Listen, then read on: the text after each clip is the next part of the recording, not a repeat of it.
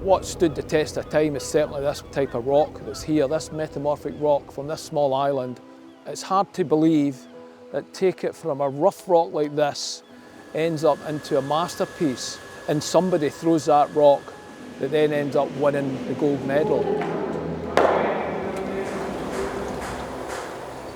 This is Caves of Scotland. We manufacture culling stones for the Olympics and the World Championships in over 70 different countries. We've been here for 174 years. This is where we use all the hand tools, and it's really the skill of the craft person there that gives us that final finished shape of the culling stone.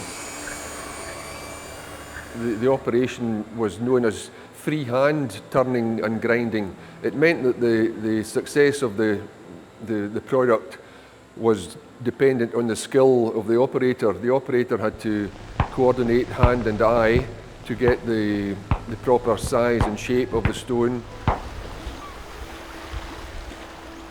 All the culling stones that Case Cullen makes and has made over the years has come from this island, which is a small volcanic plug, 15 kilometres from the west coast of Scotland.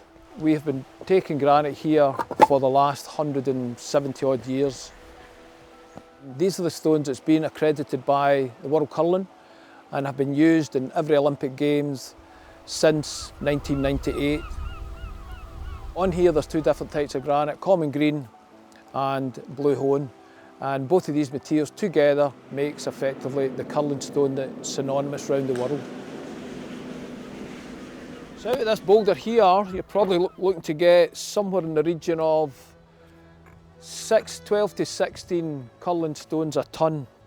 So out of that one boulder, you'd probably get something like 70 to 80 curling stones out of this one boulder. We do this harvest roughly every 10 years, and the product we take, like this material got here, should last us 10 to 12 years based on the market growth that's there at that point. Ailsa Craig is definitely the far and away the best material that's ever been located anywhere because of its unique composition. Very, very fine micrograin granite which resists wear and tear.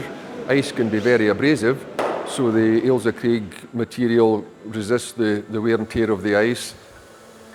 This is the common Ailsa for the main part of the stone, which is more suitable for absorbing the punishment, the knocks and the bumps around the striking band here.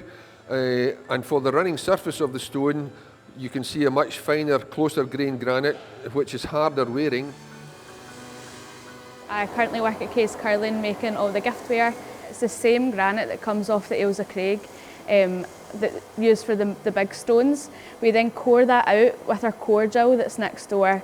It comes through here in a lengthy core, and we then cut that into sort of cheeses, miniature cheeses. It then comes down and it gets shaped in this 6 spindle here. So that's shaped into your miniature curling stone. It then gets polished by hands. It has an industry, the only one of its kind in the world. The Ailsa rock. That's the beginning of all the world's curling stones. This island here, hard to imagine they've stood here, and over 100 years ago there's people like me coming across here to dig out the stone, to then manufacture the stone and then rough cut it here and then put it onto a small ship to then put it in a larger ship that ends up in Canada's and America's over 100 years ago.